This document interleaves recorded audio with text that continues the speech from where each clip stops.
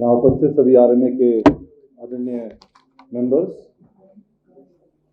Daily insider से आए हुए सभी प्रतिनिधि, और थैंक यू वेरी मच कि आप हमारे को अपॉर्चुनिटी दे रहे हैं कि बरेली के दिल की बात आगे तक पहुंचाई जाए। हमारे जो लीडर्स हैं स्टेट में बैठे हुए हैं वहाँ तक पहुंचाई जाए, पॉलिटिकल पार्टीज तक पहुंचाई जाए, जिससे पता चले कि लोग क्या सोचते हैं, एक वर्ग क्या सोचता है, और वहाँ तक बात पहुँचे। मुझे आज का शीर्षक मिला है कि मैं हेल्थ के बारे में कुछ बात करूं और बरेली के दिल की धड़कन कैसे चल रही है उसके बारे में बताऊं। सबसे पहले तो बरेली का दिल बहुत बड़ा है और I will say it is a land of opportunities. Any land which is there is a land of opportunity. हम में से बहुत लोग बरेली के हैं जिन्होंने यहाँ पे अपॉर्चुनिटी देख के बहुत कुछ हासिल किया है। बहुत लोग बरेली से बाहर से आए हैं जिन्होंने यहाँ पे अपॉर्चुनिटी देख के कुछ हासिल कर रहे हैं, और आने वाले समय में भी कुछ ना कुछ नया हो रहा है।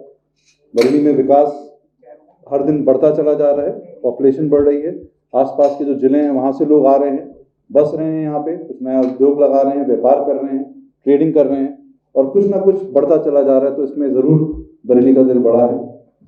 जहाँ तक हेल्थ इंडस्ट्री की बात करें, बरेली में ये गर्व की बात है कि प्राइमरी केयर, सेकेंडरी केयर और टर्शियरी केयर, 3 टाइप में हम हेल्थ केयर को डिवाइड करते हैं, और प्राइमरी से लेकर टर्शियरी केयर तक आज की तारीख में गवर्नमेंट और प्राइवेट सेक्टर को मिला लें तो एक कॉम्प्रिहेंसिव केयर यहाँ पे प्रोवाइड करी जा रही है under one roof in lot medi centres.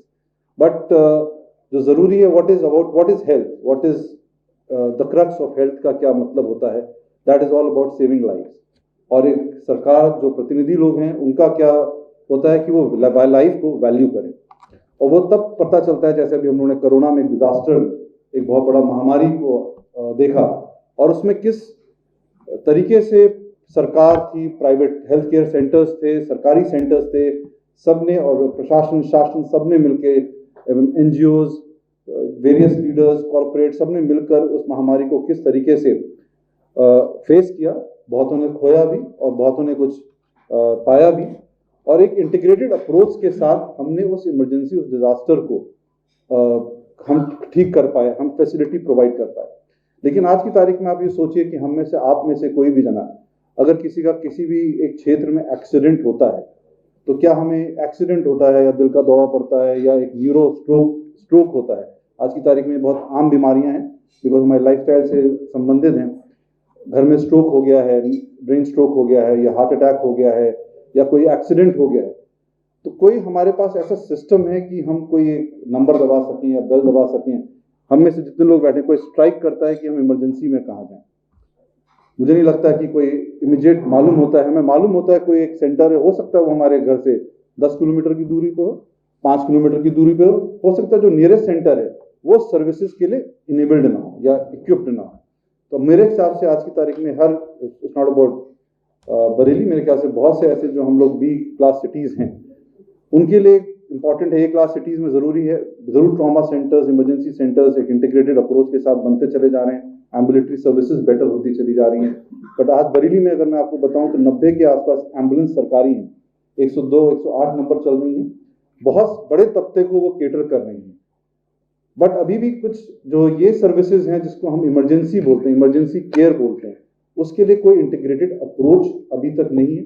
उसके लिए ज़रूरी है, गवर्नमेंट ने जिस तरीके से कोरोना काल में सेंटर्स को देखा, कहाँ पे क्या फैसिलिटी है, उसके हिसाब से उसको लेवल सेट किया, उसको कैटेगराइज किया, क्लासिफाई किया, और जब उसके पास किसी मरीज का फोन आता था, उसकी रिक्वायरमेंट को देखते हुए वो वहां तक उसको पहुंचाते थे। एक ऐसे रोज आना की जिंदगी में, क्योंकि जब आपको वैल्यू, जब सरकार ये सोचेगी कि हमें लाइफ को वैल्यू करना है, या लीडर्स जब सोचेंगे लाइफ इज वैल्यूबल, तभी उस पर प्रयास किया जाएगा। और उस पर प्रयास हो भी रहा है। ऐसा नहीं है कि जहाँ पे पिछले हम देखें कि पिछली 2 सरकारों में स्टेट में एक एम्बुलेंस सिस्टम का एक रेवोल्यूशन आया, 102, 108 नंबर आए, उसके बाद जो नई प्रेजेंट सरकार है उसने उसको और स्ट्रेंथन किया है।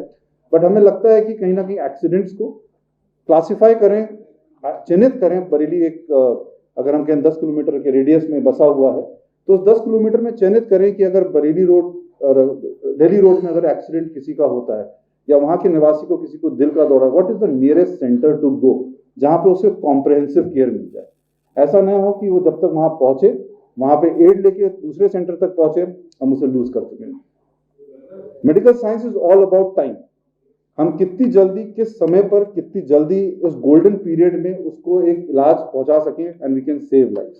चाहे वो लॉस ऑफ लिम्ब भी इसीलिए होता है क्योंकि कहीं ना कहीं जो हमारा अंग में चोट लगी होती है उसमें इन्फेक्शन आ जाता है, सेप्टिसीमिया हो जाता है, तो अंग कहीं ना कहीं हमें से वंचित करना पड़ जाता है। ऐसे ही दिल का अगर दौरा पड़ता है, अगर उसको समय पे इलाज ना मिले तो कहीं ना कहीं वो परमानेंटली डैमेज हो सकता है जो इररिकवरेबल है। हम उसकी आपकी जान बचा सकते हैं लेकिन आपका जो आगे की जिंदगी है वो उसमें जो आपकी क्वालिटी ऑफ लाइफ है वो इररिकवरेबल। सिमिलरली न्यूरोस्ट्रोक्स हैं, तो these are very 3 classified emergencies which have to be looked into. मुझे लगता है कुछ अगर सरकार इस पे कुछ प्राइवेट पार्टनरशिप बस इमरजेंसी में ना, मतलब डिजास्टर मैनेजमेंट में ना याद करे, प्राइवेट पार्टनरशिप को एक फोरम दिया जाए। देखिए, कोई भी आज की तारीख में हम सब बैठे हैं, कोई भी चीज फ्री नहीं है, ना सरकार भी कोई चीज फ्री में काम नहीं करी। जैसे कपिल वैश्य साहब ने बोला कि वो भी कहीं ना कहीं टैक्सेशन जो कलेक्ट करती है, डायरेक्ट इनडायरेक्ट टैक्सेस, उसी को वो खर्च करती है। सिमिलरली जो प्राइवेट संस्थाएं हैं या पब्लिक जो संस्थाएं हैं वो भी कहीं ना कहीं से इनकम जनरेशन होगी तभी वो खर्च करेंगी। तो nothing can come free of cost. अगर प्राइवेट पीपी मॉडल के अंडर में सरकार पारदर्शिता से, ट्रांसपेरेंसी के साथ एक मॉडल बनाए जहां पे हेल्थ केयर सेंटर्स जो प्राइवेट में, बरेली में अगर न्यूरो सर्जन्स की बात करें तो मल्टीपल है और हर क्षेत्र में बैठे हुए हैं। आइडेंटिफाई करना है कि ये ना हो किसी एक एम्बुलेंस या किसी एक टेम्पो वाले के